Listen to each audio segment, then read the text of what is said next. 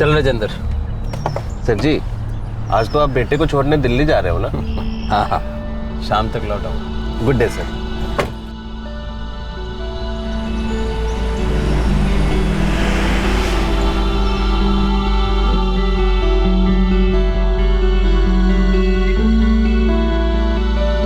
इस बार तू ऑस्ट्रेलिया से दुबला होके आया ना, मैं तेरे से बात ही नहीं करूँ। माँ काम करता हूँ, पूरा वक्त खाते थोड़ी ना रहूंगा। अरे काम का मतलब ये थोड़ी ना होता है कि अपनी सेहत का ही ध्यान ना रखे। ये ले। अरे भाई चलो जल्दी करो, 1 बजे तक दिल्ली पहुंचना है।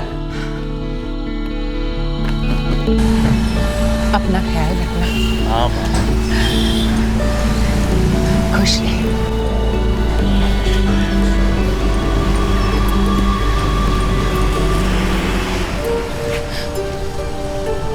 माँ, भैया 2 साल बाद हमेशा के लिए वापस आ जाएंगे। जल्दी नहीं आ सकता।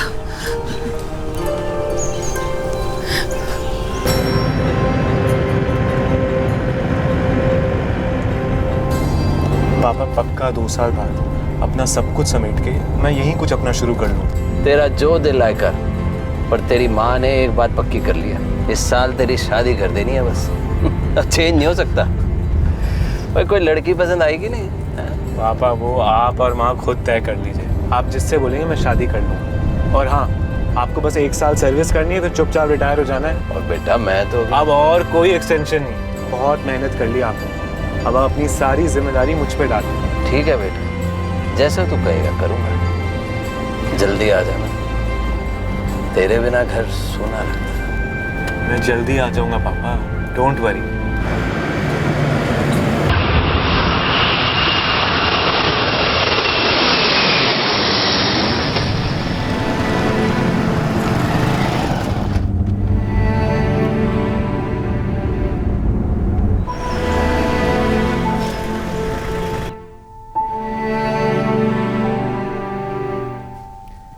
आप तो आज जाने वाले नहीं थे ना? हाँ गुरप्रीत, हो ही आता हूँ। लेकिन आपने तो छुट्टी ली थी ना? भाई जिस काम के लिए ली थी वो तो हो गया। अरजीत को दिल्ली छोड़ा है, अब तक तो उसका प्लेन भी चला गया हो ना। ड्यूटी पे हो ही आता हूँ। बेटा ऑस्ट्रेलिया चला गया और बेटी अपने घर, और आप भी ड्यूटी पे चले जाइए। इस घर में बस अकेली मैं ही रह जाती हूँ, और आपको ना मेरी कोई फिक्र नहीं है। और गुरप्रीत, 1 साल की तो बात है, फिर तो रिटायर ही होना है। फिर तू और मैं बैठ के आराम से बातें करेंगे। वो अभी तो पुलिस फोर्स में है, ड्यूटी तो नहीं छोड़ सकते ना। वो है ना गुरप्रीत?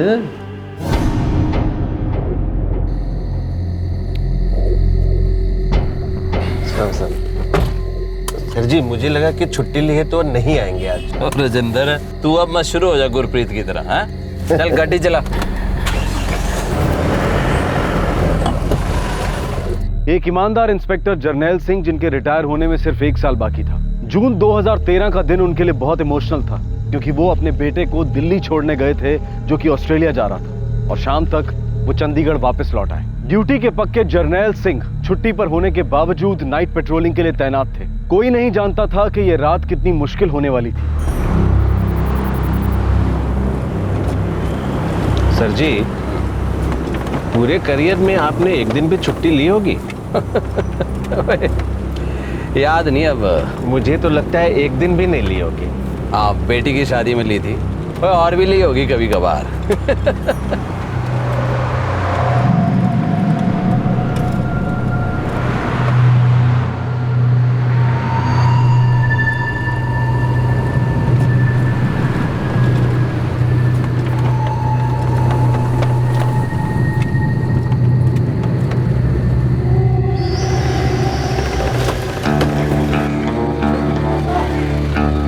कहाँ जा रहे हो पुत्र?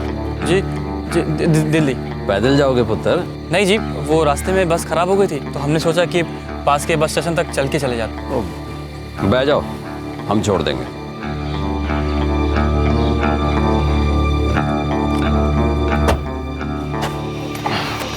बैठ जा। सर जी, सेक्टर 22 में दिल्ली के लिए बस मिलेगी, इन्हें वहीं छोड़ दें? हाँ। लेकिन इस समय तो बस वहां से मिलती नहीं, अब तो सुबह ही बस छूटेगी। जिंदर सही कह रहा है, भाई कहाँ के रहने वाले हो तुम दोनों? जी यहीं के हैं, चंडीगढ़ के। तो ऐसा करो तुम दोनों घर चले जाओ, हैं? सुबह बस पकड़ लेना। ओ चलो हम भी छोड़ देते हैं। नहीं नहीं सर, आप हमें बस स्टेशन तक छोड़ दो, बाकी हम देख लेंगे। तेरा ना की है पुत्र?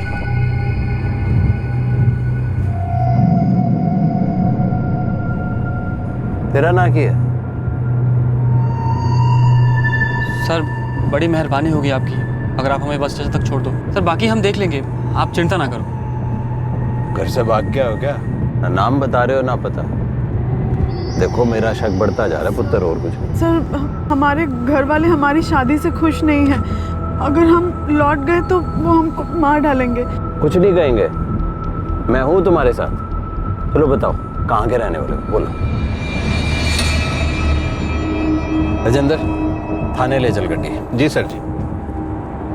सर प्लीज सर ये रख लो और हमें बस स्टेशन तक छोड़ दो। अरे पुत्र इसे अपने पास रख, ये बच्चे हो तुम, अपने माँ बाप से बात करो, और नहीं तो मैं कर लूंगा, ठीक है? सर आप हमें बस स्टेशन तक छोड़ दो, मैं आपके हाथ जोड़ रहा हूँ सर।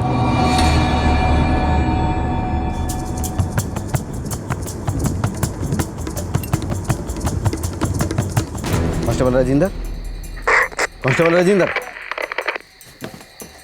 सर सेक्टर 20 के इंटरसेप्टर 4 से कॉल था, वहाँ जरूर कोई गड़बड़ है साहब। वहाँ से कोई जवाब नहीं मिल रहा और कांस्टेबल राजेंद्र से बात नहीं हो पा रही है। चलो देखते हैं, क्विक।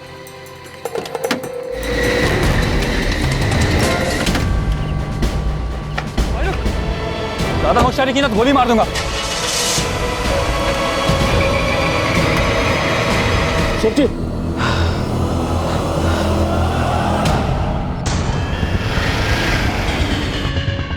हम क्या करें? पता नहीं, यहाँ से निकल कर आगे जल्दी कहीं उतरना होगा। अब तो पुलिस भी हर जगह अलर्ट हो गई होगी। सोचिए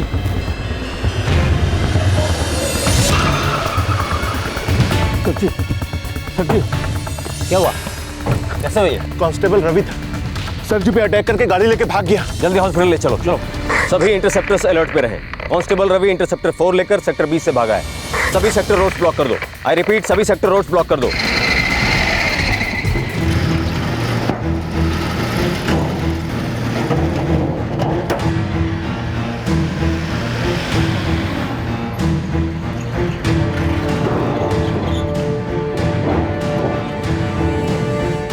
इंटरसेप्टर 4 को पकड़ना है। कांस्टेबल रवि लेकर भागा है, उसके साथ एक लड़की भी है जो शायद प्रिया है।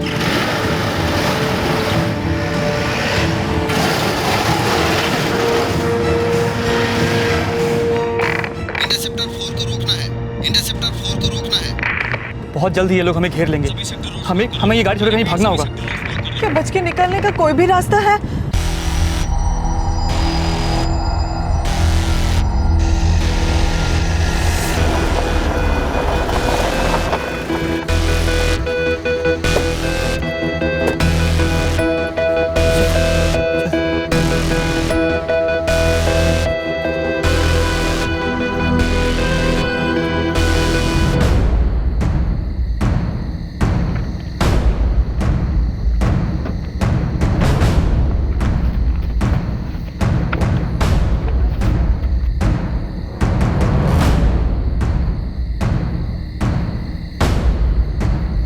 इंटरसेप्टर 4 धनस गांव के पास गाड़ी मिल गई है। सभी पुलिस पेट्रोल को अलर्ट कर दो।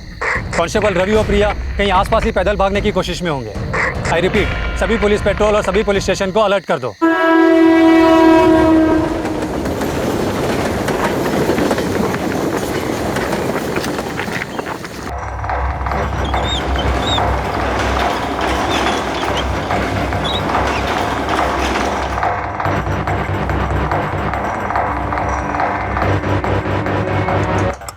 सर वो रोड के किनारे किनारे चल रहे थे। जनरल सर ने उनकी मदद के लिए गाड़ी रुकवाई थी, पर सर वो पूरे रास्ते ठीक ठीक जवाब नहीं दे रहे थे सर।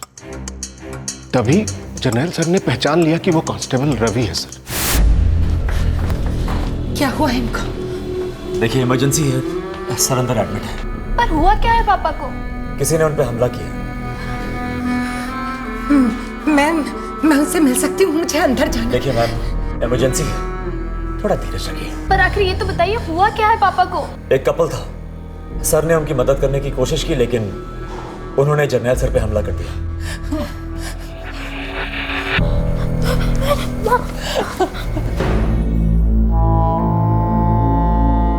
प्रीति, तू हरजीत को फोन कर दे, मुझे पता नहीं क्यों बहुत डर लग रहा है। वो तो अभी पहुंचा ही नहीं होगा।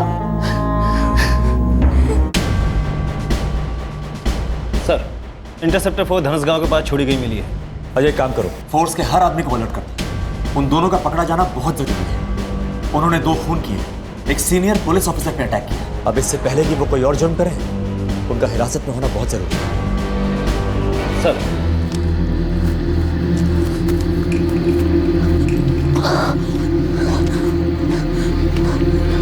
हमें बीच में ही कोई ना कोई ट्रांसपोर्ट लेकर आगे चलना होगा। अब तक तो हर जगह अलर्ट भी हो गया।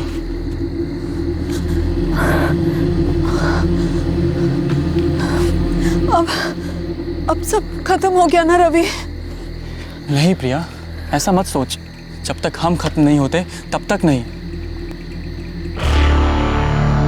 उन्होंने 2 लोगों का खून पहले ही कर दिया था और अब एक इंस्पेक्टर पर हमला कर चुके थे। कौन थे ये रवि और प्रिया, और क्यों ये एक के बाद एक जुर्म करते जा रहे थे?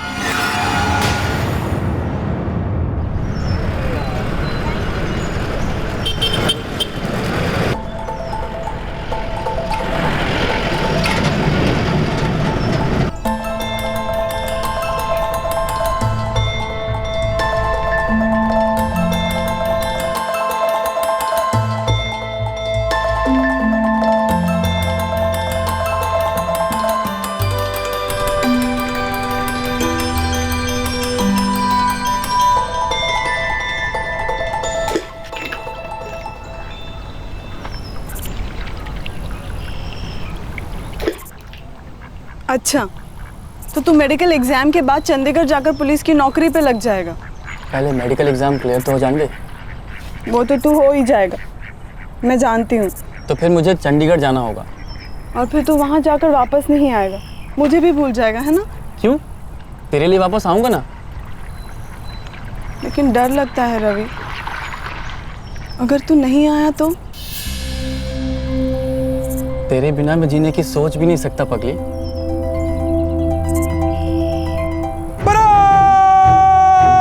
सामने से चल।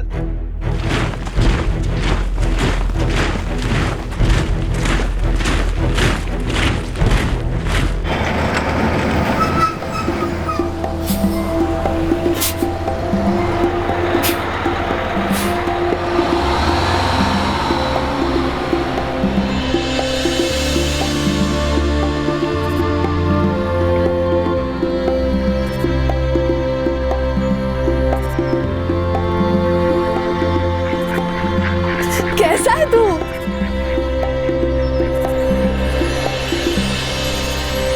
जानती है, अभी तक घर भी नहीं गया। सबसे पहले तेरे से मिलने आया हूँ। मैं तो चाहती हूँ कि रोज सुबह तू मेरी सूरत देखे और मैं तेरी। अभी ट्रेनिंग हुई है, पहले पोस्टिंग हो जाने दे, उसके बाद जॉब में थोड़ा जम जाऊँ, फिर घर आकर तेरे बाबूजी से तेरा हाथ मांगूंगा। अच्छा जी, कहीं देर ना हो जाए रवि। तो जानता है मैं कितनी सोनी हूँ, कोई और ले जाए ना तो मुझे मत कहना। अच्छा, इतनी जल्दी है तो कर ली किसी और शादी। कर लो। नहीं।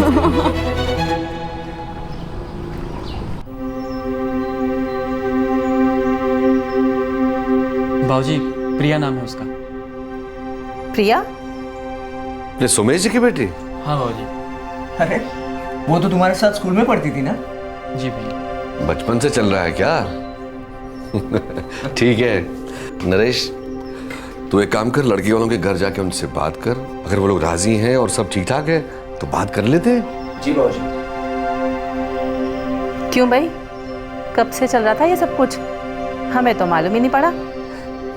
बोलो ना रवि। पागल हो गया क्या तू? पता नहीं था कि क्या मतलब है?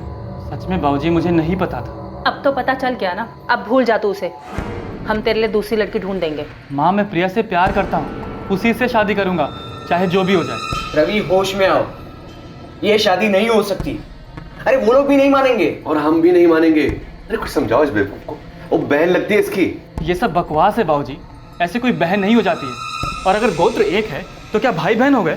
देख तू ज्यादा बकवास ना कर, एक गोत्र है हम लोगों का और एक गोत्र में शादी नहीं हो सकती। बाबूजी मैं नहीं मानता इन सब बातों को, मैं प्रिया से प्यार करता हूँ बस। रवि, एक ही गोत्र का मतलब होता है एक ही कुल, और एक ही कुल में शादी की बात को सोचना भी पाप है। माँ भाड़ में जाइए गोत्र वोत्र, प्रिया मेरी बहन नहीं है, मैं उससे प्यार करता हूँ। और ये कुल और गोत्र न जाने कौन से जमाने की बातें हैं, मैं नहीं मानता इन सब बातों को। हाँ, और समाज तो जो कहेगा बाद में कहेगा, सबसे पहले ये तेरा बाप ये शादी होने नहीं देगा। अरे तूने इसे सोचा भी कैसे? सोचा ही कहाँ बाबूजी, वो तो बस हो गया, और मैं गांव समाज किसी की परवाह नहीं करता।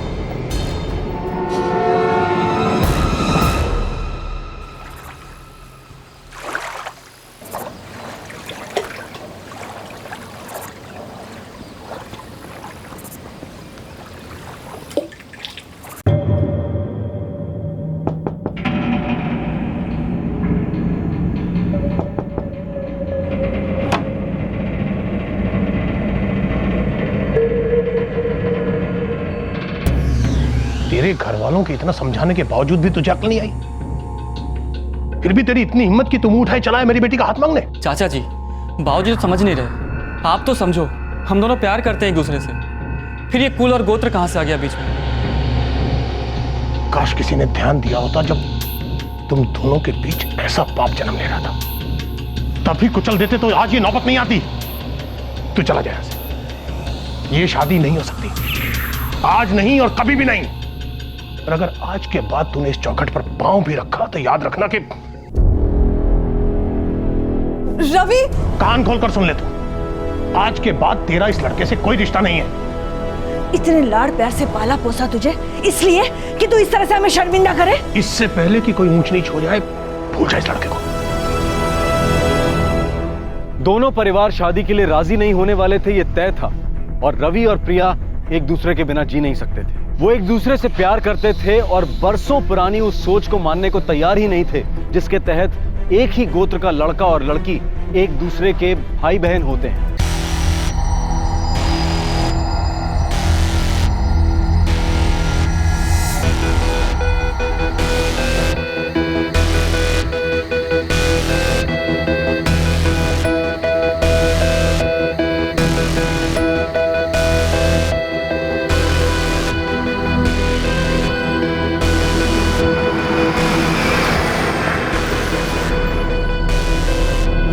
जो भी होगा देख लेंगे।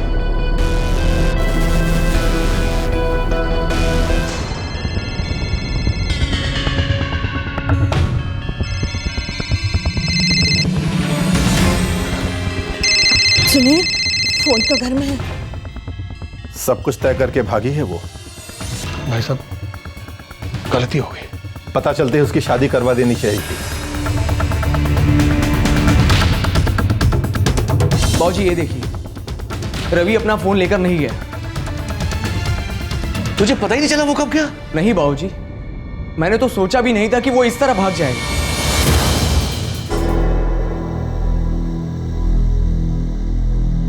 ये बात बिल्कुल साफ है कि रवि और प्रिया दोनों एक साथ भागे। सोमेश जी, बहुत आजादी दे रखी है आपने अपनी बेटी को, एक लौटी जो है।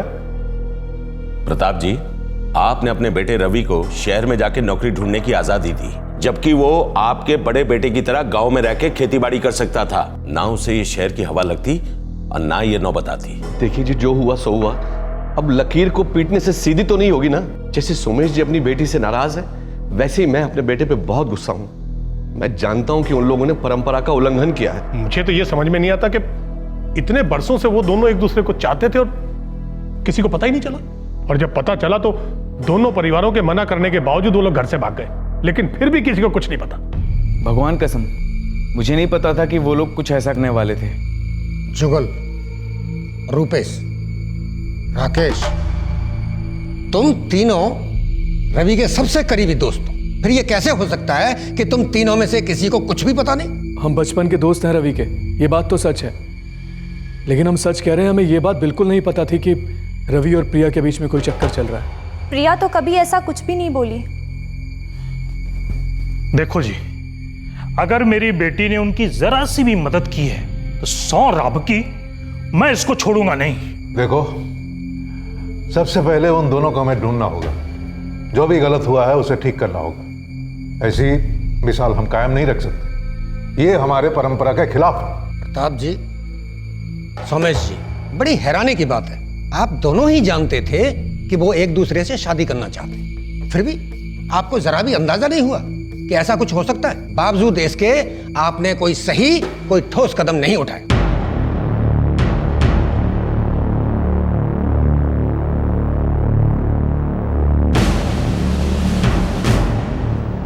पंचायत इस बात को बिल्कुल बर्दाश्त नहीं कर सकती।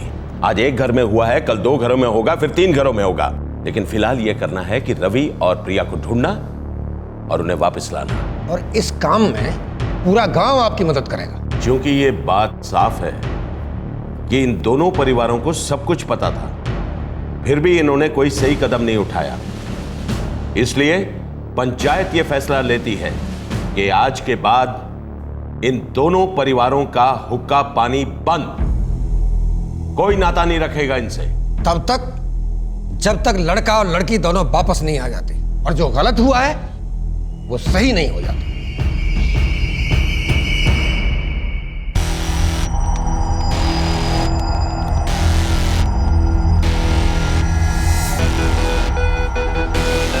सदा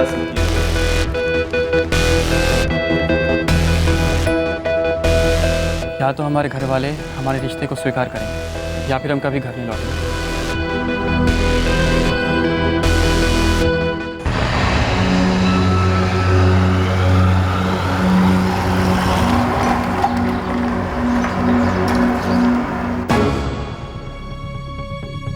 हर जगह ढूंढा हमने, लेकिन उनका कहीं पता नहीं चल रहा। मैं ये मान नहीं सकता कि रवि कहां गया है। तुम दोनों में से किसी को पता ही नहीं है। राकेश और जुगल, एक बात याद रखना, अगर बाद में पता चला कि तुम दोनों में से कोई उनका साथ दे रहा है तो अच्छा नहीं होगा। मैं सच बोल रही हूँ बाबूजी, प्रिया ने मुझे कभी कुछ नहीं बताया। देख रंजना, अगर तूने झूठ बोला ना तो ये पंचायत हमारा भी हुक्का पानी बंद कर देगी। सच सच बता दे रंजना। अम्मा मैं सच बोल रही हूँ। ऐसे कैसे गायब हो सकते हैं दोनों? किसी को कुछ पता नहीं कि दोनों कहां हैं? तुझे भी कुछ पता नहीं चला?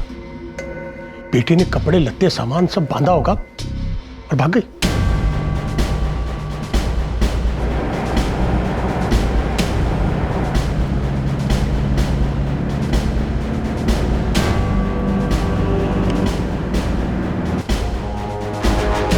नहीं, कांस्टेबल रवि ने ड्यूटी पर रिपोर्ट नहीं किया। वो छुट्टी पे गया था लेकिन वापस नहीं आया। हम कल तक इंतजार करेंगे, नहीं तो उसको बिना इन्फॉर्म किए ड्यूटी पे नहीं आने के लिए सस्पेंड कर। ओम गणपते नमो नमः। ओम गणाधिपते नमो नमः। ओम ब्रह्मोर्भस्वतस्तवितुर्वरेण्यं भर्गो देवस्य धीमहि धियो यो न प्रचोदयात्। सर्वे ग्रहाः शान्तिकराः भवन्तु। पंडित जी, कुछ ऐसा कीजिए कि हमारी बेटी वापस आ जाए। आ जाएगी वो, पता चल जाएगा। इस बार लौटने के बाद थोड़ी सावधानी बरतिएगा, ज्यादा छूट मत दीजिएगा उसे। पंडित जी, वो हमको वापस कब मिलेगी? बहुत जल्द। आपको क्या लगता है हम हमारे बेटे की मदद कर रहे हैं? कैसी बात कर रहे हैं आप सोमेश जी? ड्यूटी पर नहीं गया है वो, हम भी उसे दिन रात तलाश कर रहे हैं। हमारी बेटी अपने आप नहीं भाग सकती है, इतनी हिम्मत नहीं है उसमें। सोमेश जी, बात को समझो। आप अपनी बेटी पे जितना गुस्सा है, हम भी अपने बेटे पे उतना ही गुस्सा है। दोनों ने हम दोनों का नाम मिट्टी में मिला दिया है। हम भी उनकी गलती वैसे ही सुधारना चाहते हैं जैसे कि आप। हम भी उतनी ही तकलीफ में सोमेश जी जितने की आप। देखिए, झगड़ा करके कोई फायदा नहीं है, दोनों मिलकर ढूंढेंगे। आखिर जाएंगे कहां?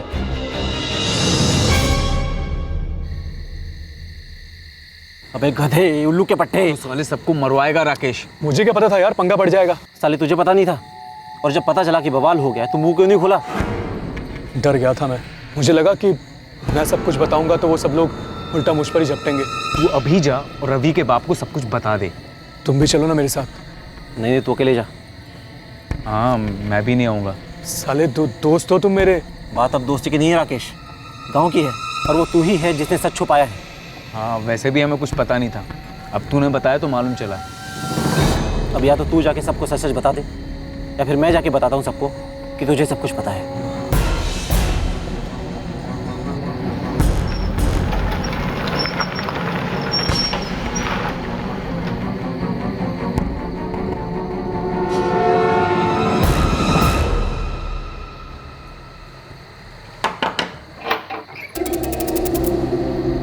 सुनाओ राकेश, कुछ पता चला? वो कुछ बात करनी है। बात क्या है? तुझे पता है रवि और प्रिया का है? चाचा जी, वो प्रिया के साथ जाने से पहले रवि मिला था मुझे। भाऊजी एक मिनट, पहले उसे अपनी बात तो कह लेने दो। चाचा जी सच्ची कह रहा हूँ, गलती हो गई है, माफ कर दीजिए। मुझे नहीं पता था कि इतना बड़ा बवाल हो जाएगा।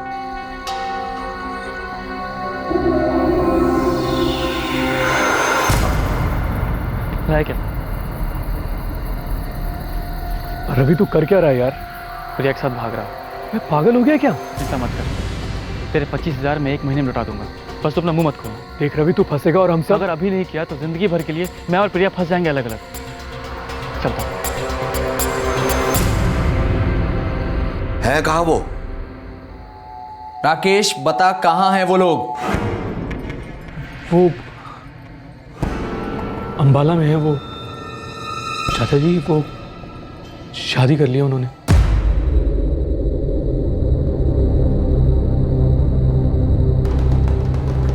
नरेश, जा जाके सुमेश जी को बुलवा के ला। जी बाबूजी। तेरी आखिरी बार कब बात हुई थी उनसे? जी आज सवेरे हुई थी। तुझे पता है वो अंबाला में कहाँ रहते हैं?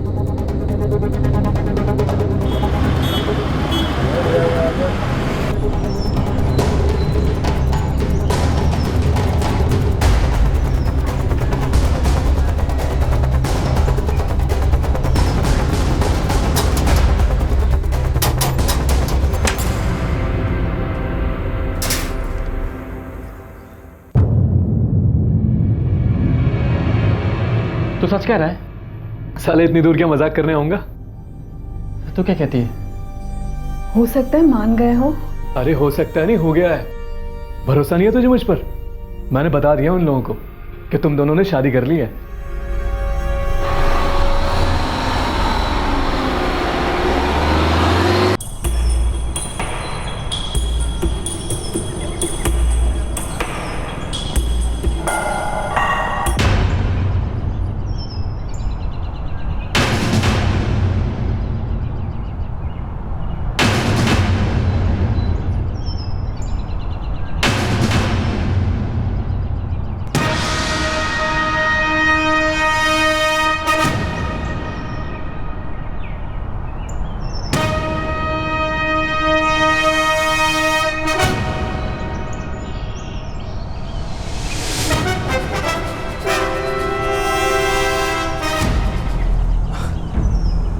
अरे आ जाओ आ जाओ।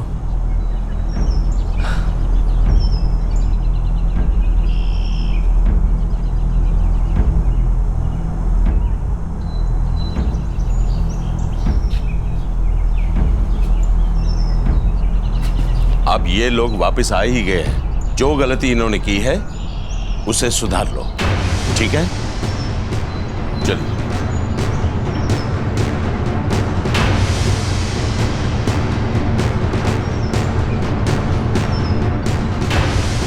अगर आज के बाद तूने घर से बाहर एक कदम भी रखा तो जान से जाएगी तू। चलो वैसे। नहीं बाबूजी, बाबूजी नहीं, बाबूजी नहीं, बाबूजी। चलो वैसे। बाबूजी, बाबूजी दरवाजा खोलिए बाबूजी। बाबूजी आप ऐसा नहीं कर सकते। बाबूजी ये धोखा है। बाबूजी हमारी शादी हो चुकी है। बाबूजी आप दरवाजा खोलिए बाबूजी। आपको क्या लगता है कि आप ये सब करके हमें रोक पाएंगे? वो तो पता नहीं, मगर इस बार तुम दोनों में से अगर किसी एक ने भी सर उठाया ना तो उसको काटने में देर नहीं लगेगी। सोच ले, जिंदगी जरूरी है या वो लड़की?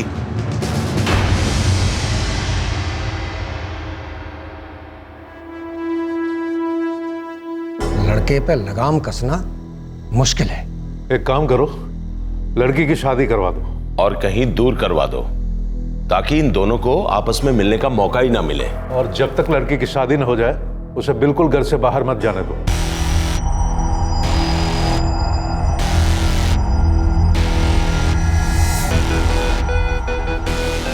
प्रिया बेटा, समय के साथ तू उसे भूल जाएगी। जुनून से किसी की जिंदगी ना बनी है अब तक, ये बात अच्छी तरह से समझ ले।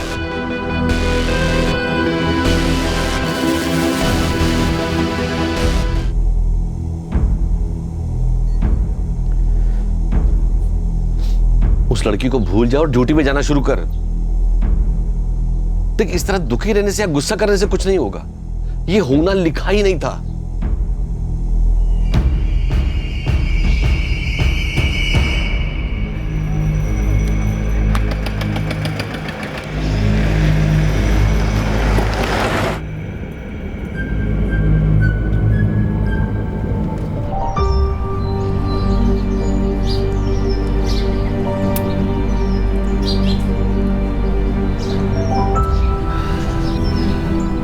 भूपेन जी, हमें आपका बेटा हरीश पसंद है। हरीश को भी आपकी लड़की प्रिया पसंद है। एक बार आप लोग हमारे घर आइए, हरीश भी प्रिया से मिल लेगा और फिर उसके बाद हम लोग मिलकर ये शादी तय कर लेंगे। जी भाई साहब, ये बिल्कुल सही रहेगा। अच्छा जी।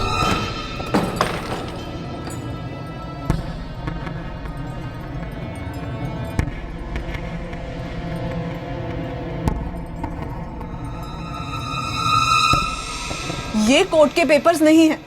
मुझसे बिना पूछे, बिना मेरी मर्जी के आप लोग ये नहीं कर सकते। तू रवि से रिश्ता तोड़ रही है, चुपचाप इस कागज पर दस्तखत कर दे, और नहीं करना तो मत कर। वैसे भी तुम्हारी शादी की कोर्ट में रजिस्ट्री नहीं हुई है, इससे कोई फर्क भी नहीं पड़ता है। हरीश अच्छा लड़का है, वो लोग परसों तुझे देखने आ रहे हैं। देख, इस शादी में तेरी भी भलाई है प्रिया, सीधे सीधे हाँ कर दे। अगर बगावत करेगी तो जान से जाएगी तू।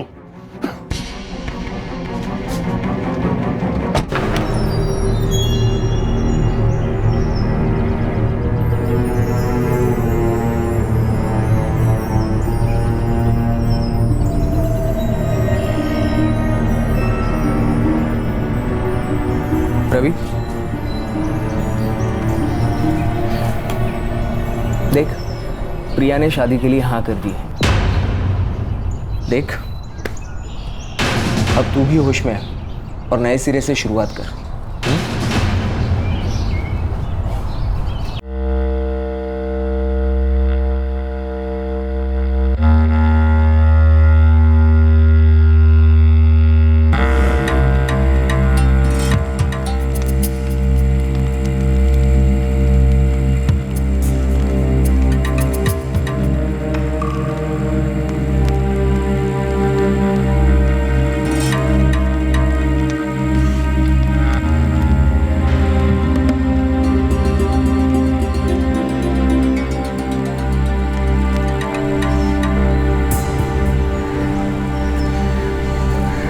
जीते रहो बच्चों।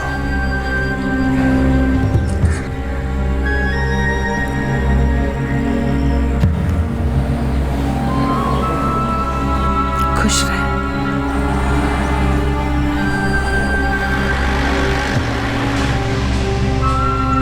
ऊपर वाले की कृपा से सब कुछ बहुत अच्छी तरह से निपट गया। हाँ भाई साहब, अनर्थ होने से बच गए।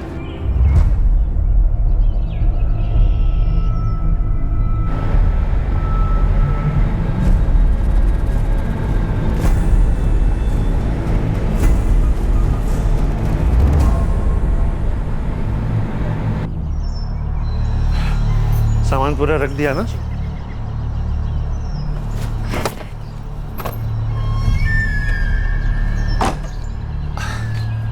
हरीश बेटा। जी बाबूजी। 1 हफ्ते में लौट आऊंगा मैं, उसके बाद तुम दोनों बाहर कहीं घूमने चले जाओ। ठीक है। ठीक है, ख्याल रखना।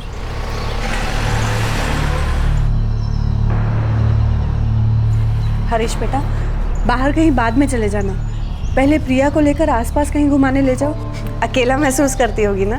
ऐसा कुछ नहीं है बुआ, उसकी तबीयत कुछ ठीक नहीं है, वो बता रही थी।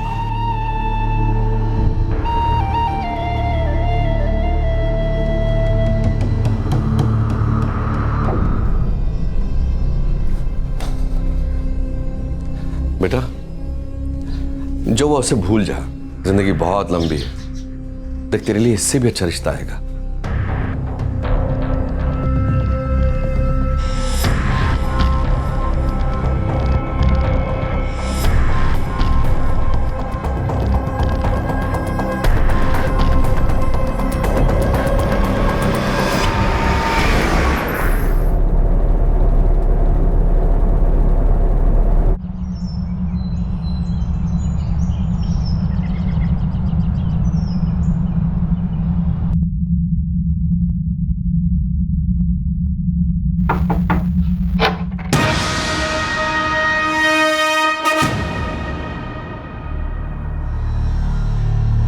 कैसी है तू? ठीक हो, तू अंदर आ।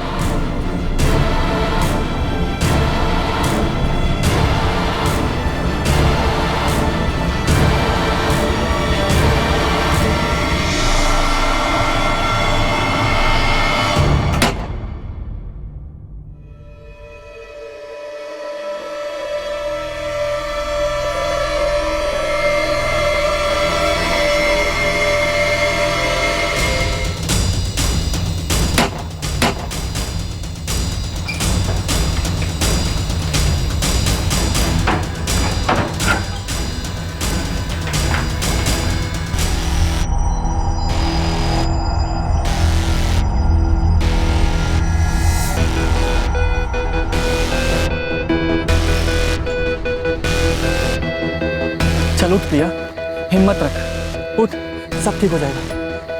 आराम से, आराम से। थोड़ी देर का रास्ता हो जाएगा, बस तो हिम्मत रख।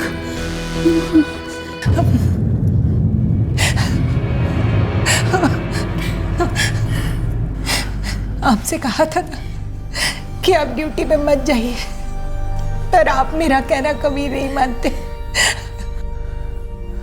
गुरप्रीत, ड्यूटी तो ड्यूटी है, उससे क्या बचना। जो आज हुआ वो कल भी हो सकता था।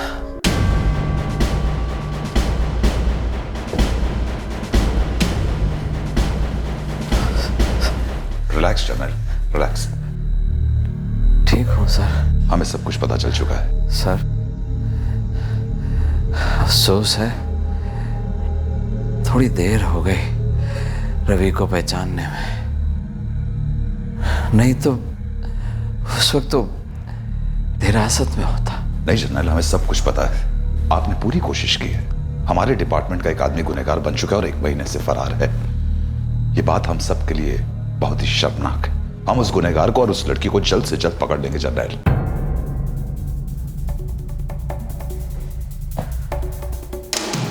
पापा, पापा, पापा, पापा। डॉक्टर को बुलाओ quickly.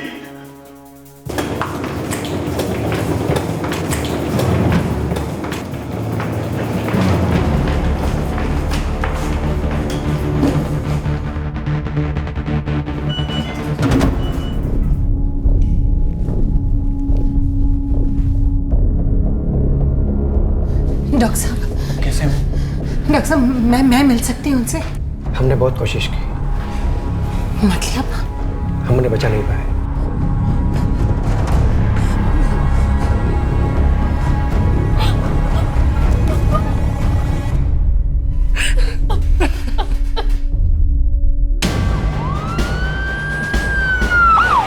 Tempo, truck, rickshaw, taxi, वो लोग ट्रांसपोर्ट के किसी भी साधन का इस्तेमाल कर सकते हैं। हर रास्ते पे नाकाबंदी लगा दो और अपने फोर्स के आदमियों को सादे कपड़ों में हर जगह तैनात कर दो।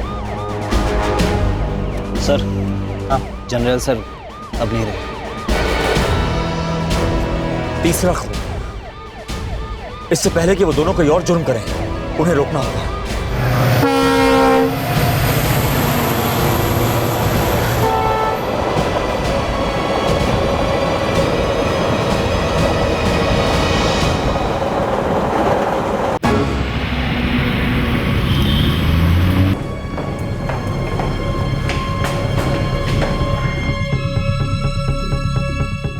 जर्नल एक सीनियर ऑफिसर था, ईमानदार और उसूलों का पक्का।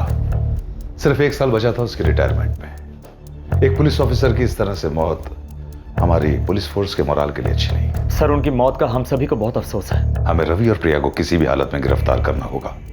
वैसे भी 3 लोगों की जानें जा चुकी हैं। सर, हमने हर तरफ अलर्ट जारी कर दिया है, लेकिन मुझे शक है कि वो शहर से कहीं दूर भाग गए हैं। पहले डबल मर्डर, फिर 1 महीने तक लापता। फिर वो आदमी चंडीगढ़ की सड़कों पर नजर आता है और उसके बाद हमारे ऑफिसर का मर्डर करता है। हर एक को टैप करो, हर रिश्तेदार पर नजर रखो, किसी ना किसी को तो पता होगा कि वो दोनों कहाँ हैं। यस सर, हम उन्हें पकड़ने की पूरी कोशिश करेंगे सर। मुझे कोशिश नहीं, मुझे रिजल्ट चाहिए, वो भी जल्दी।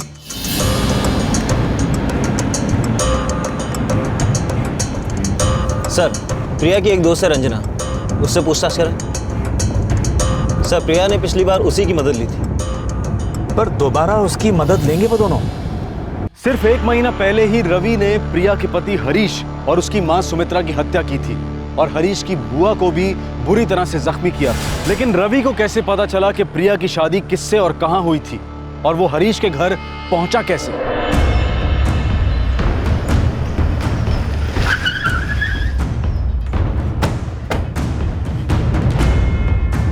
सर अभी जिंदा है। जल्दी एम्बुलेंस बुलाओ, जल्दी।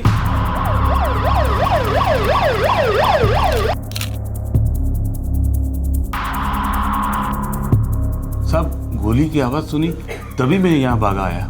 मैं यही पास में ही रहता हूँ। किसी ने गोली चलाने वाले को देखा? नहीं साहब, किसी को देखा नहीं। साहब, घर की बहू प्रिया घर में नहीं है। 1 हफ्ता पहले हरीश के साथ प्रिया की शादी हुई थी। साहब, कुछ लोगों ने प्रिया के साथ एक लड़के को जाते हुए देखा था। सुना है वो लड़का प्रिया के गांव का ही है।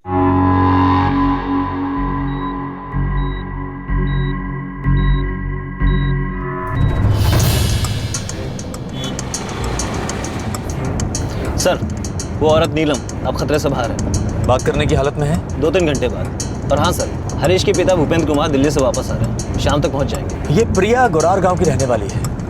कहीं वहां उसका किसी के साथ प्यार व्यार का कोई चक्कर तो नहीं था?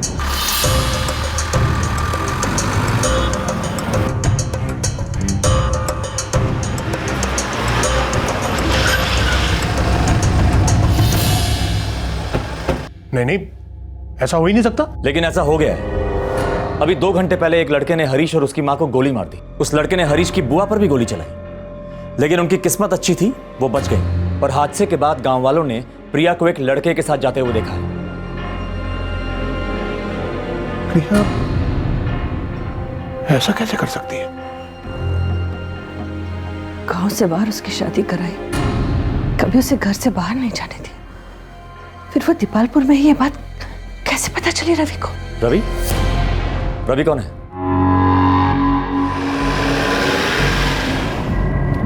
सर, ये रवि एक पुलिस कांस्टेबल है। चंडीगढ़ में पोस्टिंग थी उसकी। छुट्टी पर गया, फिर ड्यूटी पर रिपोर्ट ही नहीं किया, इसलिए उसको सस्पेंड कर दिया गया।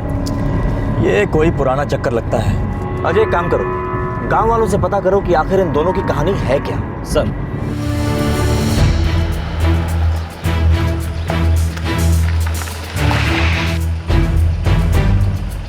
साहब ऐसा नहीं हो सकता। वो तो प्रिया को बुला चुका था। वो चंडीगढ़ जा रहा था ड्यूटी पे। हाँ साहब, यही बोल के गया था। वो झूठ बोला था उसने आप लोगों से।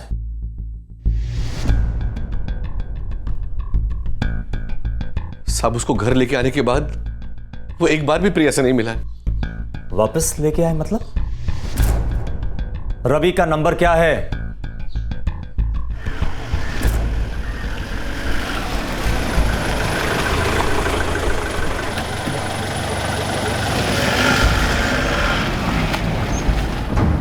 सही है सर, पुराना लफड़ा है। हाँ, दोनों परिवार राजी नहीं हुए होंगे। हाँ सर, वही पुराना गोत्र का मामला। परिवार और पंचायत के हिसाब से दोनों भाई बहन थे, इसीलिए सबने विरोध किया।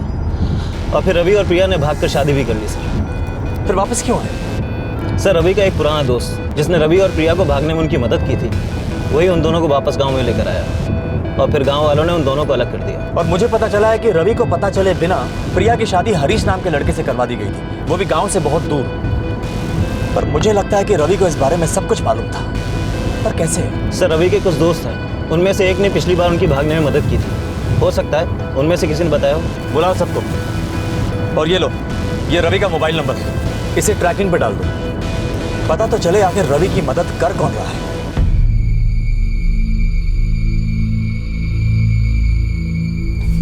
पॉइंट ब्लैंक राइफल से शूट किया गया है। और जिसने गोली मारी वो एक पुलिस वाला था। आप खुद ही चेक कर लीजिए, हो सकता है सर्विस वेपन यूज हुआ हो। इन दोनों के खून में नींद की गोलियों के बहुत ही हाई ट्रेसेस मिले हैं। हो सकता है कि ये एक सोची समझी साजिश हो। और हरीश की बुआ, जो कि अब तक जिंदा है, उनके ब्लड सैंपल्स में से भी स्लीपिंग पिल्स के हाई ट्रेसेस मिले हैं।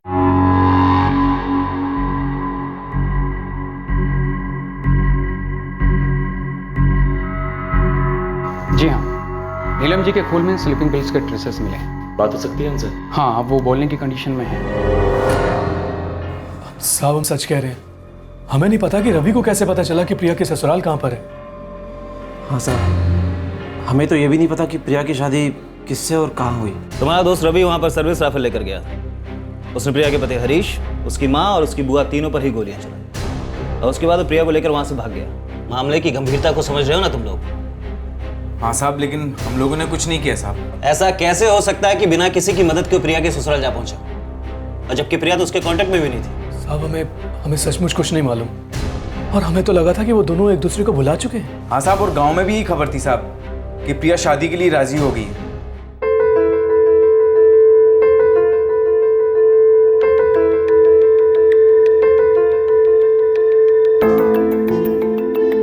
हम बड़ों के बीच में बैठे रहोगे तुम दोनों तो एक दूसरे से बात भी नहीं कर पाओगे।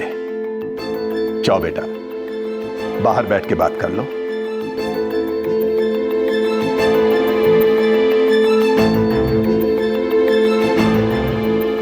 जोड़ी अच्छी लग रही है दोनों की। जी हाँ सोमेश, प्रिया भी बहुत खुश लग रही है।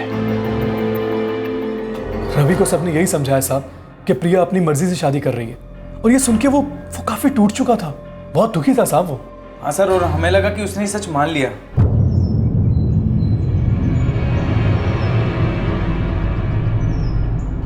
रवि, कुछ चीजें ना नसीब में नहीं होती हैं। सच्चाई को झुठलाने से कुछ नहीं होगा रवि। सच्चाई ये है कि तू नसीब का लिखा मान ले और उसे भूल जा। हो सकता है तुम लोग जो कह रहे हो वही सही है।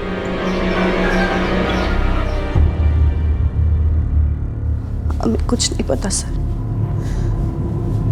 हमें नहीं पता था कि प्रिया का किसी रवि नाम के आदमी के साथ कोई प्यार व्यार का चक्कर था। उस दिन जब मैं बाहर आई तो देखा भाभी खून से लथपथ थी और प्रिया उस लड़के के साथ सामने खड़ी थी। मैं कुछ बोली उससे पहले ही उसने मुझ पर गोली चला दी। आपके खून में नींद की गोलियों के अंश पाए गए हैं, हरीश और सुमित्रा के खून में भी। अब ये तो नामुमकिन सी बात है कि 3 लोगों ने एक ही साथ नींद की गोलियां खा ली।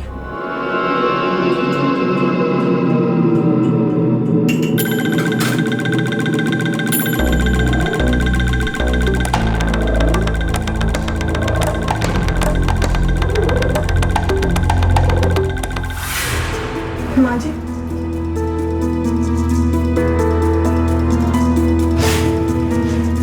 बुआ जी,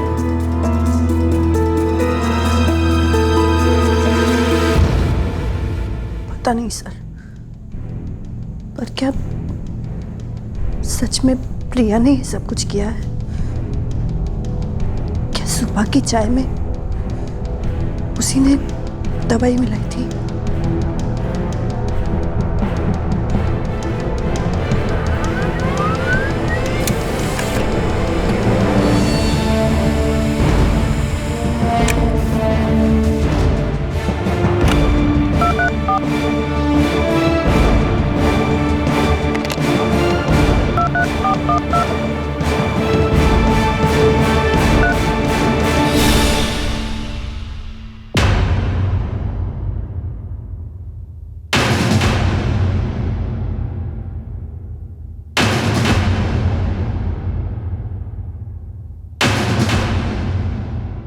जब बच्चे पे लगाम ना हो तो ऐसा ही होता है। मैंने तो बहुत कोशिश की, बेटी की शादी तय कर दी, वो भी दूर के गांव में, और बहुत ही कम लोगों को पता था कि उसकी शादी किससे हो रही है। फिर भी रवि को पता चली गया ना, उसने तो जाके प्रिया के पति को मार डाला और उसकी सास को भी। इस बात पे भरोसा करके बहुत बड़ी गलती की कि वो दोनों एक दूसरे को भूल पाएंगे। मैं सच कहता हूं जी, मुझे बिल्कुल नहीं पता कि मेरा बेटा वहां पहुंचा कैसे। मेरे बेटे ने जो काम किया है उसे मैं कभी भूल नहीं सकता। मैं समझूंगा कि मेरा बेटा मर गया मेरे लिए। मेरी बेटी भी मर गई है मेरे लिए। एक सबक लेना है इस बात से, वक्त बदला है, हमारे बेटे बेटियों पे नए जमाने की हवा लग रही है। ये रोग चारों तरफ फैल रहा है, हमारी परंपराओं की, हमारी मान्यताओं की धज्जियां उड़ रही है। इसे रोकना होगा। किसी भी हालत में हमें अपने बच्चों पे लगाम कसनी होगी। पंचायत ये फैसला करती है कि आज से इस गांव के लिए रवि और प्रिया मर चुके हैं। हमारा कोई रिश्ता नहीं उनसे।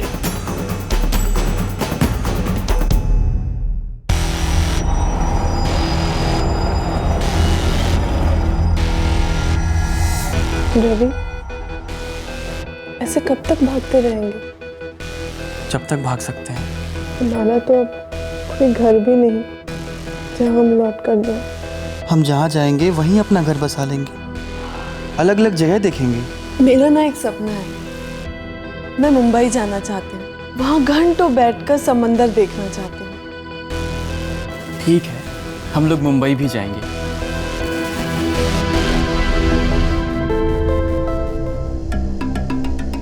सर, रवि का सेल फोन 4 मई से ही बंद है, जब वो घर से निकला था।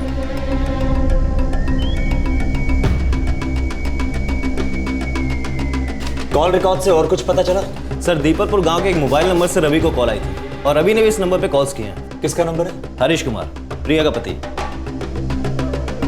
हरीश तो रवि से बात करेगा नहीं, वो तो रवि को जानता भी नहीं होगा। प्रिया ने ही हरीश के फोन से रवि से बात की। सर, एक और बात, 26 अप्रैल को प्रिया की शादी हुई थी, पर ये देखिए सर, ये एक कॉल है जो रवि को 25 तारीख को गुरार गांव के एक नंबर से आया था। और सर, ये नंबर किसी परमजीत सिंह का है। परमजीत सिंह कौन है?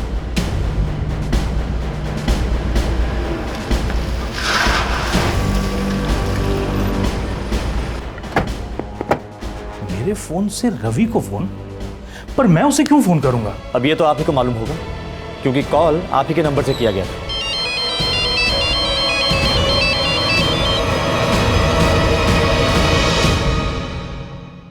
रंजना, तूने 25 अप्रैल को मेरे फोन से किसी को फोन किया था? प्रिया की शादी से एक दिन पहले। सच सच बता रंजना। बाबूजी, मुझे नहीं पता था कि ऐसा कुछ हो जाएगा। रंजना, तुम प्रिया की शादी का जोड़ा देख लो, तब तक मैं तुम दोनों के लिए चाय लेकर आती हूँ। कितनी अच्छी ड्रेस है ना प्रिया। एक एहसान करेगी मुझ पर? क्या? मुझे एक फोन करना है। पर मेरे पास फोन नहीं है प्रिया। एक काम करते हैं, मैं तुझे तेरे घर के बाहर तक छोड़ने आती हूँ, तू जल्दी से अपने बाबूजी का फोन लेकर आ जाना। पर क्यों?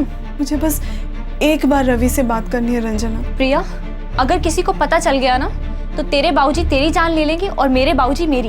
बस एक आखिरी बार रंजना, कल मेरी शादी है, उसके बाद तो शायद मैं जिंदगी भर उससे मिल भी नहीं पाऊंगी। एक आखिरी बार मैं उससे बात करना चाहती हूँ।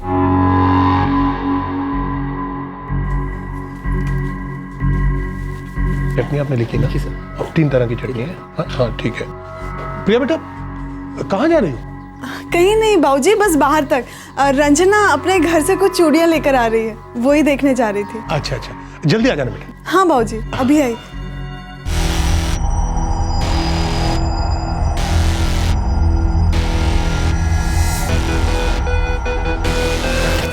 ये ले, जल्दी कर, बाबूजी सो रहे हैं, उनके जागने से पहले ये फोन हमें रखना है। अभी आई। प्रिया, जल्दी कर।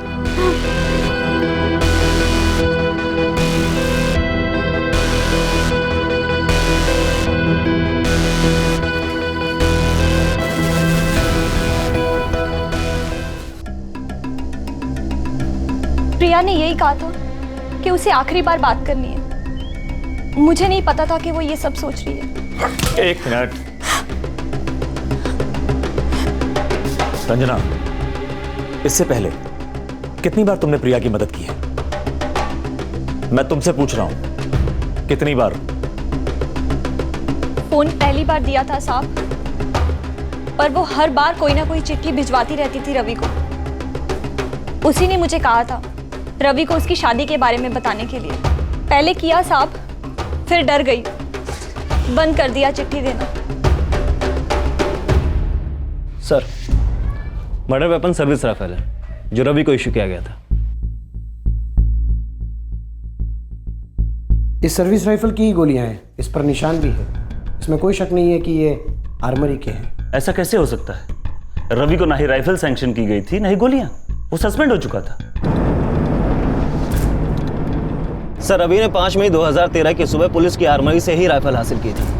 उसके बाद घर गया और फिर वहां से सीधा चंडीगढ़ गया होगा और वहां से फिर दीपलपुर।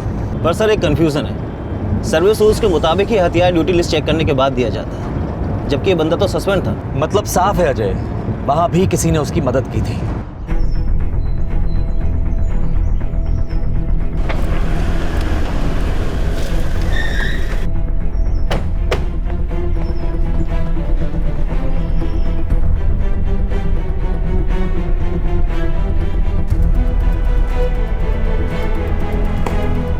कांस्टेबल मनिंदर सिंह, रवि सस्पेंडेड था ये बात तुम पहले से जानते थे। इसके बावजूद तुमने उसे कार्बाइन और राइफल इशू कर दी। देखो मनिंदर, नेग्लिजेंस ऑफ ड्यूटी ये चार्ज तो तुम पे लगेगा ही। अब चार्जेस लगने से पहले अगर अपनी सफाई में सच बोल दो तो तुम्हारे लिए बहुत अच्छा होगा। मैं और रवि बैचमेट थे सर। सर पता नहीं था कि वो हथियार किसी ऐसे काम के लिए इस्तेमाल करेगा। यार रवि तू है कहाँ? एक तो इतने दिन बाद दिखा है और आता ही राइफल मांग रहा है, वो भी बिना ड्यूटी लिस्ट के। यार तू मुझ पे डाउट कर रहा है? अच्छा सुन, ये ड्यूटी लिस्ट बाद में चेक कर लेना, अभी मुझे ड्यूटी ज्वाइन करना है। साहब बहुत नाराज है मेरे पे। अब अगर बिना राइफल के साहब के पास गए ना तो फालतू में नया बवाल खड़ा कर देंगे। चल ठीक है।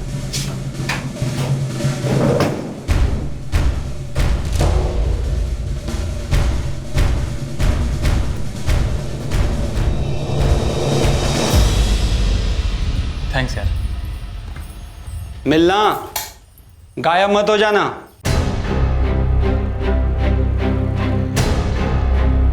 सब मुझे नहीं पता था भगवान कसम की वो ऐसा कुछ काम करेगा। सब कुछ बहुत ही अच्छी तरह से प्लान किया गया था। वो दोनों गांव से भागना ही नहीं चाहते थे। सर ये प्रिया ने ही अपने पति, सास और बुआ सास को नींद की गोलियां दी होंगी ताकि ये लोग जब भागे तो कोई इनका रास्ता ना रोक सके। और फिर ये रवि आया होगा, उसने सब पर गोलियां दाग दी होंगी। अजय एक काम करो, इन दोनों के नाम का रेड अलर्ट जारी कर दो और उसे हर स्टेट में भेजो। ये दोनों किसी भी कीमत पर बच के निकलने नहीं चाहिए। सर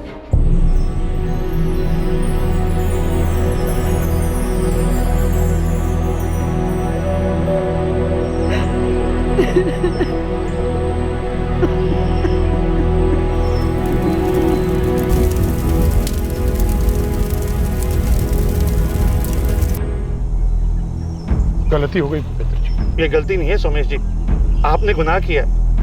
आप तो घर के बड़े थे ना, आपने कभी नहीं बताया कि रवि और प्रिया की शादी हो चुकी है। एक बार सच तो बोला होता, मेरी बीवी और मेरे बेटे की जान तो बच जाती। देखिए, उस शादी का कोई मतलब ही नहीं था। हम सबने तो उस शादी को मानने से ही इनकार कर दिया था। लेकिन वो तो मानते थे। रवि ने मेरे बेटे और मेरी बीवी को मार डाला और उसमें आपकी बेटी भी शामिल थी। आपने अपने खुदगर्जी में मेरे परिवार को तहस नहस करके रख दिया। हरीश और उसके परिवार को प्रिया और रवि के रिश्ते के बारे में कोई जानकारी नहीं थी। एक परिवार के सम्मान को बचाने की कोशिश में दूसरे परिवार ने उसकी कीमत चुकाई, जिसका इस प्रेम कहानी से कोई संबंध नहीं था। पुलिस ने पूरे 1 महीने तक रवि और प्रिया को गिरफ्तार करने की कोशिश की, लेकिन वो उन तक पहुंच ही नहीं पाई। और फिर रवि और प्रिया अचानक नजर आए चंडीगढ़ में, जहां उन्होंने एक बार फिर एक निर्दोष पुलिस ऑफिसर जर्नैल सिंह की जान ली, जो कि एक सच्चा और ईमानदार ऑफिसर था।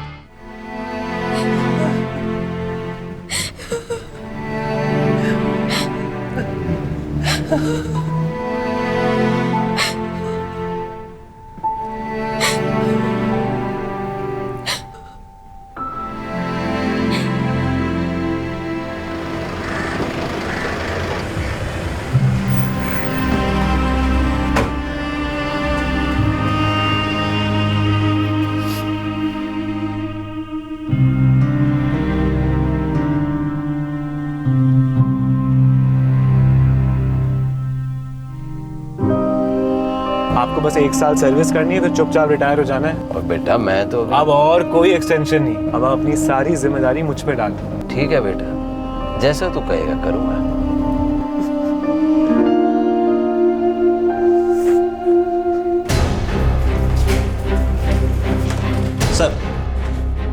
रवि का सैलरी अकाउंट सील कर दिया गया। उसके अकाउंट से आखिरी ट्रांजैक्शन क्या हुआ था? पिछले महीने में एक भी नहीं सर। हाँ, उसने मई में 2 लाख रुपए का लोन जरूर लिया था, शायद भागने की साजिश करने से पहले। किसी रिश्तेदार से कोई खबर? उसके बाप भाई सब पे नजर है सर।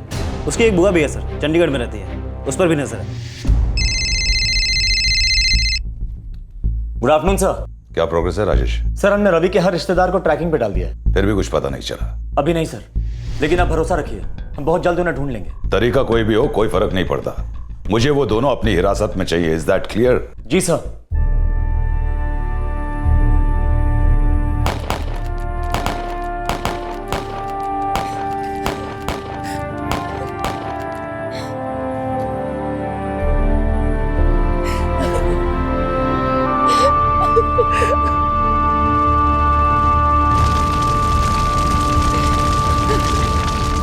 जर्नैल सिंह का अंतिम संस्कार पूरे राजकीय सम्मान के साथ हुआ। पूरी पुलिस फोर्स ने अपनी 1 दिन की तनख्वाह जर्नैल सिंह के परिवार को डोनेट की। बहुत इज्जत थी जर्नैल सिंह की पुलिस फोर्स में, लेकिन उनके हत्यारे अब भी पुलिस की गिरफ्त से बाहर थे। उनके बैंक अकाउंट, सब रिश्तेदार, सबकी ट्रैकिंग हो रही थी। फिर भी अब तक कुछ पता नहीं चल पा रहा था कि रवि और प्रिया हैं कहाँ। रवि जो खुद एक पुलिस कांस्टेबल रह चुका था, पुलिस को चकमा देने के लिए सभी हथकंडे इस्तेमाल कर रहा था, लेकिन वो कब तक बच पाया? फोन कब आया था? कल रात को सर। कहाँ से? बनाना गांव से।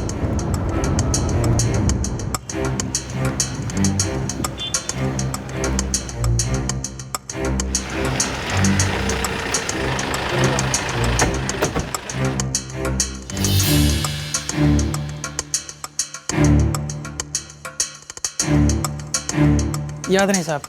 ऐसे कितने लोग आते हैं रोज तेरी दुकान पर जो तू उन दोनों को पहचान नहीं पा रहा है?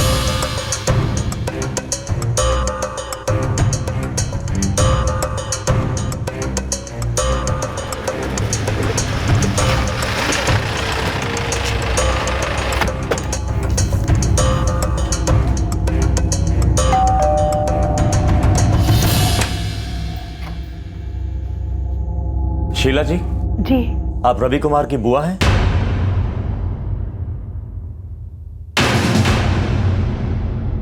कल रात को 9:30 बजे रवि ने मनाना गांव से आपको फोन किया था। देखिए शीला जी, रवि और प्रिया ने 3 खून किए हैं। रेड अलर्ट है उनके खिलाफ, और जो भी इंसान उन्हें बचाने की कोशिश करेगा वो उनके गुनाहों में शामिल समझा जाएगा। उसने मदद मांगने के लिए फोन किया था, उसे पैसे चाहिए थे, पर मैंने मना कर दिया। मैंने न्यूज़पेपर में खबर पढ़ ली थी साहब। बुआ जी, मुझे कुछ रुपयों की जरूरत है, आप इस बार मेरी मदद कर दो प्लीज। रवि, मैंने जो अखबार में पढ़ा, क्या वो सच है? तूने एक पुलिस वाले को भी मार डाला? बुआ जी, गलती से हो गया, मैंने जानबूझ करके नहीं किया। रवि, तू क्यों ऐसी हरकतें कर रहा है? हाँ, एक लड़की के लिए पागल हो गया है क्या? पहले तूने 2 लोगों की जान ली, और अब ये तीसरा खून। कब तक भागेगा ऐसे? बुआ जी, मुझे रुपयों की जरूरत है, आप रुपए दोगे या नहीं इतना बता दो। तू है कहाँ इस वक्त? ये मैं नहीं बता सकता, आप मेरी मदद करोगे या नहीं? नहीं, तू अपने आप को पुलिस के हवाले कर दे, समझे? सच कहती हूँ साहब, अब मुझे नहीं पता वो कहाँ है। अगर रवि का दोबारा फोन आए तो आप कहिएगा कि आप मदद करने के लिए तैयार हैं। मिलने की जगह भी तय करिएगा, और उसके बाद सीधा हमें खबर कर दीजिएगा। जी।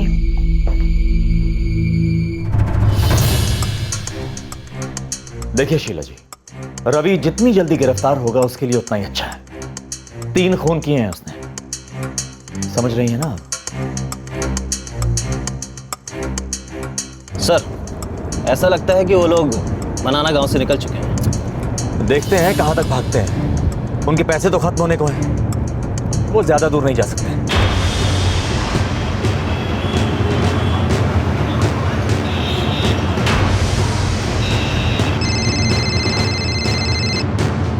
भैया, Rajesh Kumar, Rai police station. Sir, constable Nitin Gupta बोल रहा हूँ दिल्ली से। हाँ बोलो। मैं और कांस्टेबल रवि कुमार ट्रेनिंग में एक साथ थे।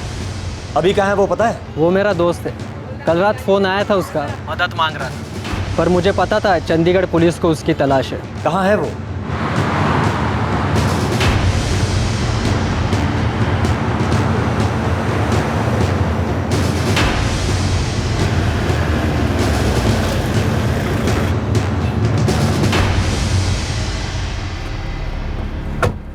अब भी वही है? हाँ सर, मैंने उनके लिए रहने की जगह बुक की थी, अभी भी वो वहीं है प्रिया के साथ।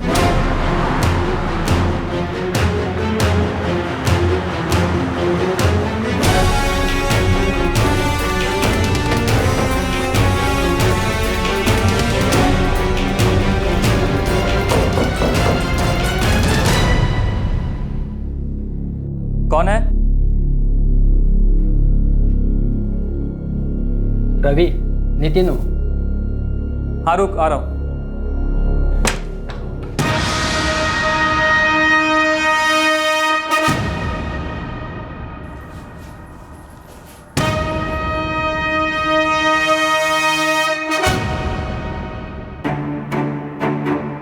तेरी कोई गलती नहीं नितिन, एक ना एक दिन तो ये होना ही था, और वैसे भी हम इसके लिए तैयार थे।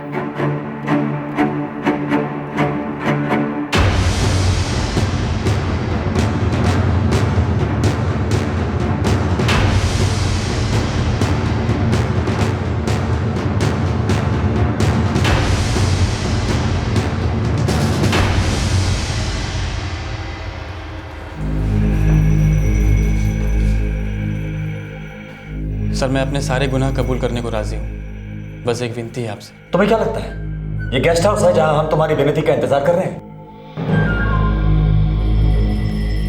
सर, वो प्रिया प्रेग्नेंट है।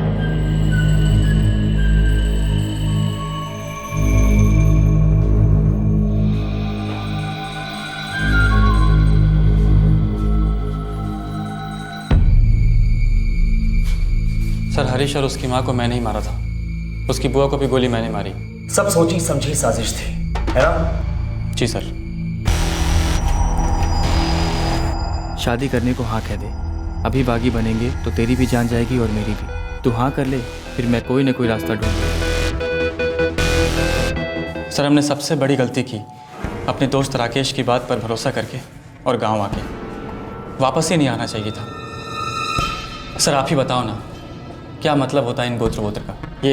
ये दकियानूसी ख्याल। हम नहीं मानते थे सर इन सब बातों को, फिर हम पर ज़बरदस्ती क्यों? उन लोगों ने हमें धोखा दिया, चाल चली, तो फिर हमने भी चाल चली। हेलो रवि, रवि कल मेरी शादी है। हाँ हाँ पता है, तो चुपचाप शादी कर ले। तू पागल तो नहीं हो गया? हमारी शादी हो चुकी है। अरे देख प्रिया, समझदारी से काम ले। ऐसे दिखाना होगा कि मुझे कुछ नहीं पता और तू भी राजी है। शादी कर और पति के घर चले जा। उसके 2-4 दिन के बाद आकर मैं तुझे वहाँ से ले आऊँगा। और फिर क्या? फिर हम दोनों हमेशा के लिए साथ रहेंगे, समझी? हरीश और उसकी माँ, वो दोनों तो बेकसूर थे। तुम दोनों को भागना था ना, तो भाग जाते। तुम तो पहले भी भाग चुके हो, फिर उन दोनों को मारने की क्या जरूरत थी? पता नहीं साहब, सच में कुछ नहीं पता। हमें अपनी ज़िंदगी जीने की इजाज़त नहीं मिल रही थी, मजबूर किया जा रहा था।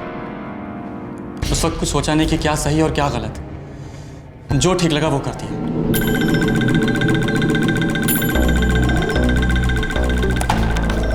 ससुर कहते थे? हाँ, 1 हफ्ते बाद लौटेंगे। ये नींद की गोलियां हैं, मैं कल दोपहर तक आऊँगा, तो तैयार रहना।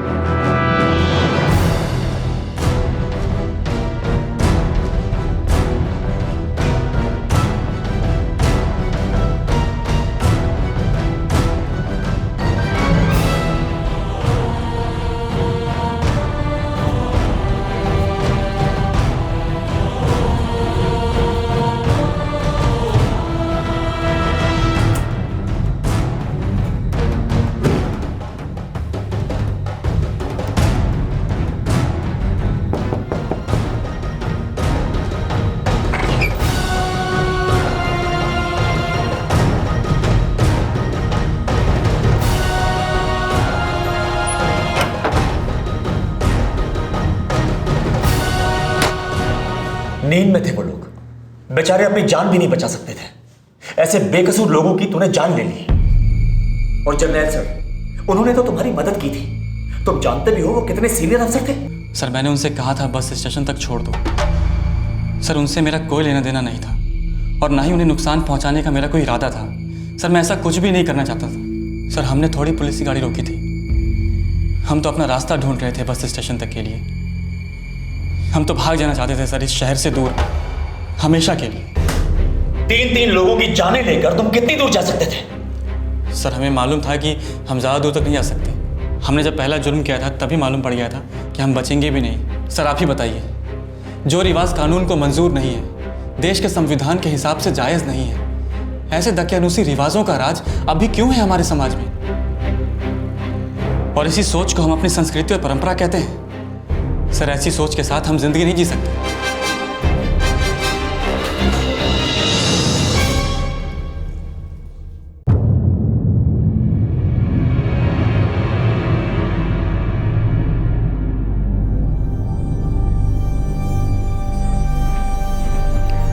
लड़की सच बोल रही है, वो प्रेग्नेंट है।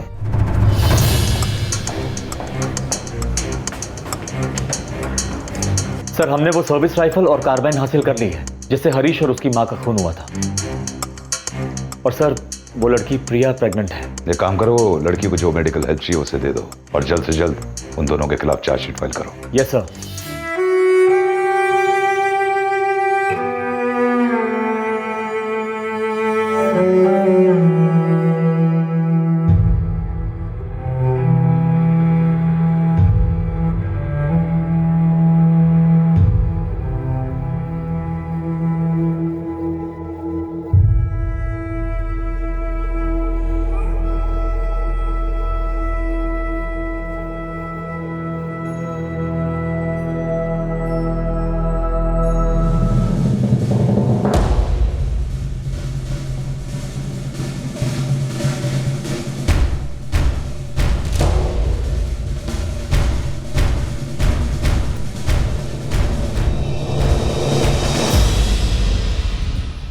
रवि और प्रिया फिलहाल न्यायिक हिरासत में हैं और उन दोनों पर आईपीसी की अलग अलग धाराओं के तहत चार्जेस फाइल हुए हैं। धारा 302 हत्या के लिए, 307 हत्या करने की कोशिश, धारा 409 criminal breach of trust by public servant, धारा 186 यानी किसी पब्लिक सर्वेंट को उसकी ड्यूटी करने से रोकना, धारा 333 किसी पब्लिक सर्वेंट पर उसकी ड्यूटी के दौरान उस पर जानबूझकर हमला करना और उसे जानलेवा चोट पहुंचाना, धारा 397 चोरी या डकैती करते वक्त किसी पर जानलेवा हमला करना जिसकी वजह से किसी की जान जाना, और आर्म्स एक्ट के तहत भी उन पर चार्जेस फाइल हुए हैं। पुलिस ने हाई कोर्ट में अपील की है कि इस केस को फास्ट ट्रैक कोर्ट को सौंपा जाए। हाई कोर्ट ने इस अपील को मंजूर कर लिया है और इस केस की सुनवाई जल्द ही हर रोज शुरू हो जाएगी और फिर जल्द ही कोर्ट से फैसला भी आ जाएगा। जर्नैल सिंह का बेटा हरजीत, जो कि ऑस्ट्रेलिया जा रहा था, फ्लाइट स्टॉप ओवर पर उसने जब अपना फोन ऑन किया तब उसे अपने पिता की गंभीर हालत की जानकारी मिली। वो तुरंत वापस लौट आया। रवि और प्रिया को अपने किए की सजा जरूर मिलेगी, इसमें कोई शक नहीं, लेकिन उनकी प्रेम कहानी पीछे कुछ सवाल छोड़ जाती है, जिसने 3 निर्दोष लोगों की जान ली। क्या यह जुर्म रोका नहीं जा सकता था? क्यों इसकी दस्तक को सुनकर भी अनसुना कर दिया गया? हमारी सामाजिक मान्यताएं, हमारी परंपराओं की एक ऐसी गुलामी है कि उसके सामने इंसान की, उसकी जिंदगी की, उसके जज्बात की कोई कीमत नहीं। जो लोग सत्ता में हैं, क्या वो ऐसी दकियानूसी मान्यताओं के खिलाफ कोई ठोस कदम नहीं उठा सकते? जुर्म को रोकने के लिए कानून का पालन करने में क्या हम ज्यादा संवेदनशीलता नहीं दिखा सकते हैं, बजाय इस बात पर शोर करने के कि जुर्म कैसे हुआ और उसे कैसे दिखाया गया? जिन लोगों पर कानून की रक्षा करने की जिम्मेदारी है, वो ऐसे परंपरावादी लोगों की रक्षा क्यों करते हैं? क्यों नहीं लग सकती रोक ऐसी पंचायतों पर? अगर प्रशासन सामाजिक मान्यताओं पर, रूढ़ियों पर प्रतिबंध नहीं लगा सकता, जिनकी वजह से कई जाने जाती हैं, तो फिर हम क्या बात करें अपराध पर नियंत्रण की? हमारे राजनेता, चाहे वो किसी भी पक्ष के हों, जिन्हें हम अपने वोट से सत्ता के गलियारे में भेजते हैं, वो ऐसी रूढ़ियों के खिलाफ कार्रवाई करने की बजाय खामोश रहना पसंद करते हैं। जिन्हें आवाज उठानी है वही अगर खामोश रहें, तो हम किस प्रशासन की बात कर रहे हैं? किससे उम्मीद कर रहे हैं हम? आपसे फिर मुलाकात होगी क्राइम पेट्रोल दस्तक में एक और नए केस के साथ। तब तक अपना ख्याल रखें, सुरक्षित रहें और याद रखें, एक बेहतर और स्वतंत्र समाज को बनाने के लिए हमें रूढ़िवादी दकियानूसी परंपराओं से ऊपर उठना होगा। क्राइम पेट्रोल्स के और भी दिलचस्प कहानी देखने के लिए हमारे चैनल को सब्सक्राइब करें और बेल आइकॉन दबाना न भूलें।